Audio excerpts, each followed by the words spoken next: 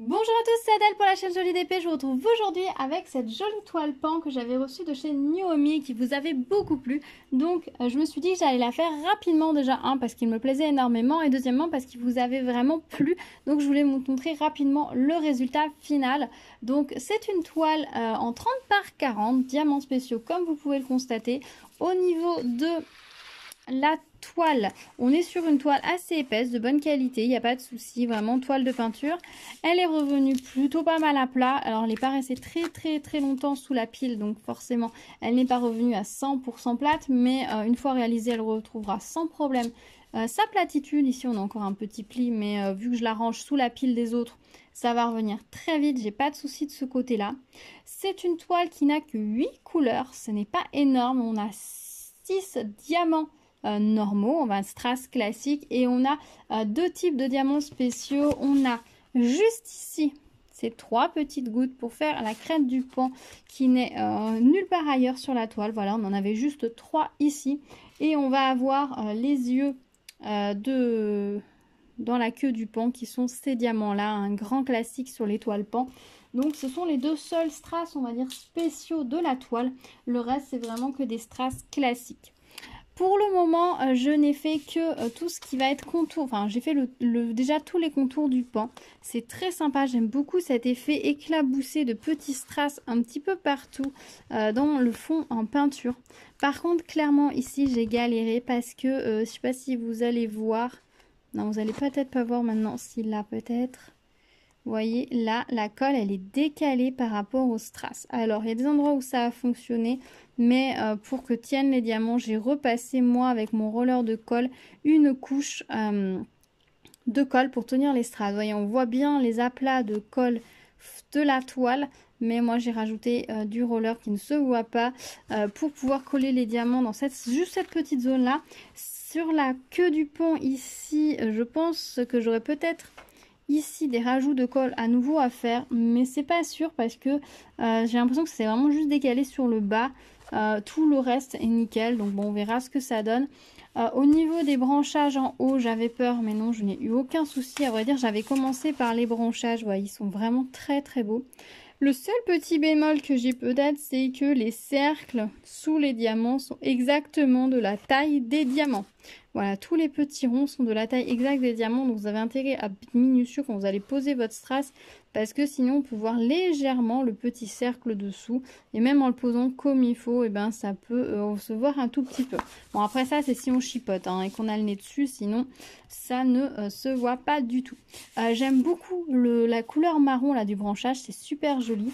J'ai fait le haut du pan déjà, je le trouve très beau. Il me reste toute la queue que je vais pouvoir faire avec vous, ça va être très chouette. Pour le moment j'aime beaucoup cette toile, je trouve ça très joli. J'adore le côté petit strass là qui un petit peu fou, qui sont à droite, à gauche, ce fond en peinture là, je trouve ça magnifique. Donc pour le moment je suis pas déçue, malgré le fait voilà que j'ai dû rencoller, mais bon ça arrive, ça arrive plus souvent qu'on ne croit sur les toiles en diamants spéciaux, qui a un léger décalage de colle, c'est pas très grave. Il faut juste voilà, remettre un petit peu de colle et ça fonctionne nickel. Pour moi je vais pas m'arrêter à ça parce qu'en plus ça ne veut pas dire que c'est de série, c'est peut-être juste ma toile qui est pas très bien passée dans la machine, donc je m'arrête absolument pas à ça pour juger la qualité d'une toile. Écoutez, je vais continuer et puis on se retrouve très vite pour mon avis final sur cette toile. À tout de suite.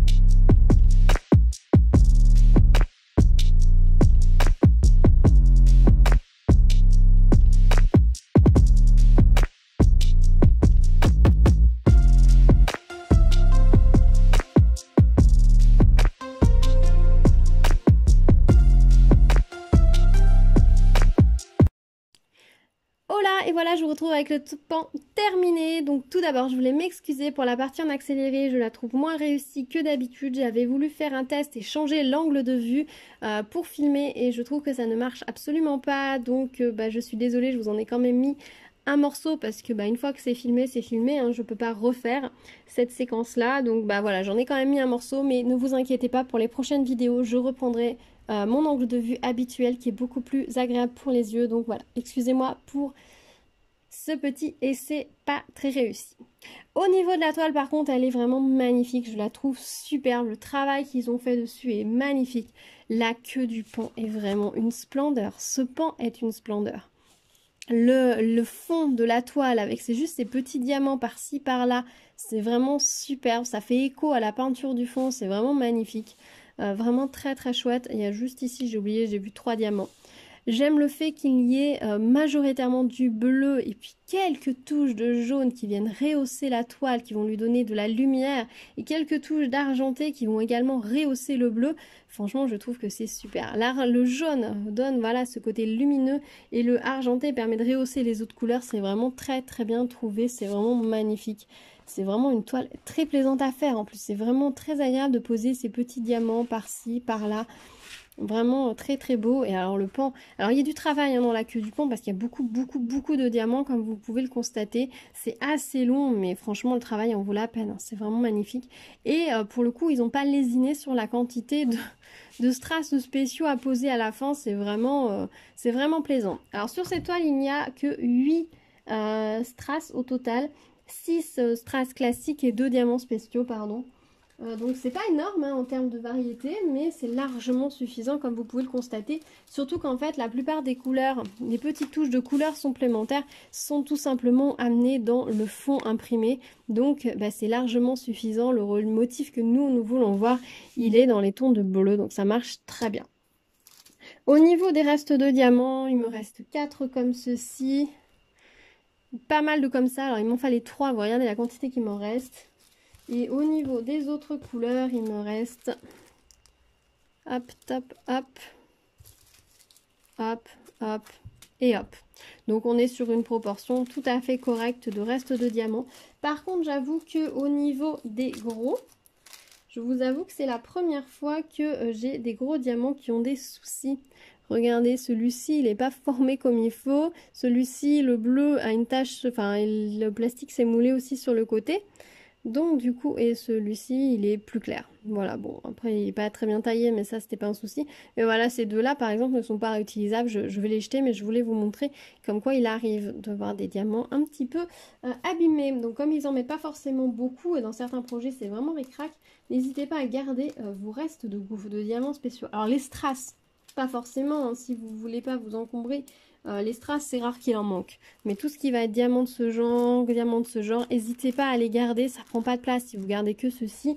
Et au moins, vous êtes tranquille. Si jamais sur un projet, vous en avez un qui est endommagé ou qui est pas très joli ou qui viendrait à manquer, au moins, vous êtes tranquille. Voilà. Moi, je suis très contente. Je la trouve vraiment très, très jolie, cette toile.